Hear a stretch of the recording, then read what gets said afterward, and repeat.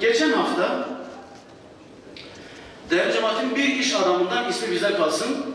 Çok rica ettim, gel bir fotoğraf çekelim, bunu haber yapalım. İnsanlarımızı teşvik yolunda. Hocam dedi, bizim reklamımız Allah'a kalsın, ahirete kalsın. Baş tacısız dedim, kurban vekaletini aldım ve geldim.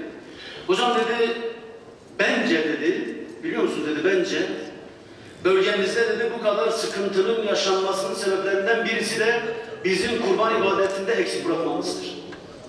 Dedim nasıl? Hocam dedi, biz dedi aynı yaşlı çocuklarıyız. Evet. Eskiden dedi büyüklerimiz kurbanlıklarını alırlardı, hazırlarlardı, kına yakarlardı, getirirlerdi, elleriyle beslerlerdi, su verirlerdi. Kurban bayramı günlerini beklerlerdi ve çoluk çocuk hep beraber o kurbanın başına toplanırdı, kurbanları keserdi. Şimdi kurban sayımız azaldı. Kurban kesme sayılarımız azaldı. Şimdi özellikle bu şehir merkezleri, şehirlerin büyümesi, metropol olması ve kurbanlıkların her yerde kesilememesi. Tabi hijyen şartları da bunu gerekli kılar. Bu düşünülmesi, tartışması gereken bir konudur.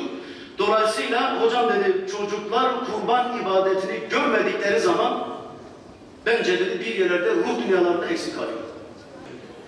Şimdi o hayvanın boğazına bıçağı attığımızda, kan fışkırmaya başladığında ve o hayvan can havliyle çırpındığında o manzarayı gören çocuklar şimdi bize dayatılan bu suçu efendim ruh dünyaları bozuluyor. Ulaştırın diyerek vermiş olduğu emanetleri dün fotoğraf atmıştı hocam. Hocam dedi kurban pazarındayız, kurbanlıkları pazarlık yapıyoruz.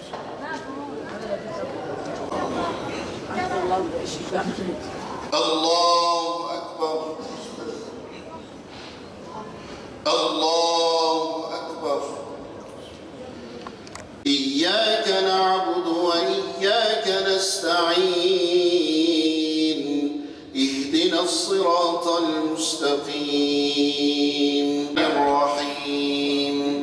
Vel 'asri innel insâne lefî husr. İllellezîne âmenû ve 'amilu's-sâlihâti ve tevâsav bil-hakki ve tevâsav bis-sabr.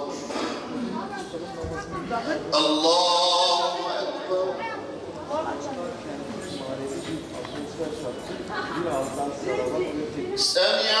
Semi'allahu limen hamide.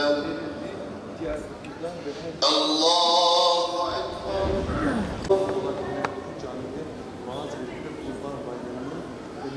Allah.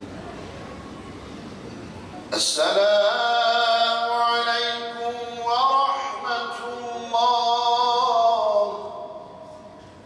Esselamu aleyküm ve rahmetullah. Kurban ibadetini eda ederek Rabbimize yaklaştığımız nadide bir zaman dilimi. Aziz müminler, işte böyle bir bayram sabahında Resul-i Ekrem sallallahu aleyhi ve sellem bayram namazını eda etmek üzere evinden çıktı. Namazın kılınacağı musallaya varınca ashabına şöyle seslendi: bugün ilk işimiz bayram namazını kılmak, sonra da kurban kesmektir. وَجْهِيَ لِلَّذ۪ي فَطَرَ السَّمَاوَاتِ وَالْأَرْضَ حَن۪يفًا وَمَا أَنَا مِنَ الْمُشْرِك۪ينَ وَنُسُكِي وَمَحْيَايَ وَمَمَاتِي لِلّٰهِ رَبِّ الْعَالَمِينَ لَا شَر۪يكَ لَهُ وَبِذَٰلِكَ أُمِرْتُ وَأَنَا أَوَّلُ الْمُسْلِمِينَ السافرين والمرابطين في برك وبحرك من أمة سيدنا محمد أجمعين آمين والحمد لله رب العالمين.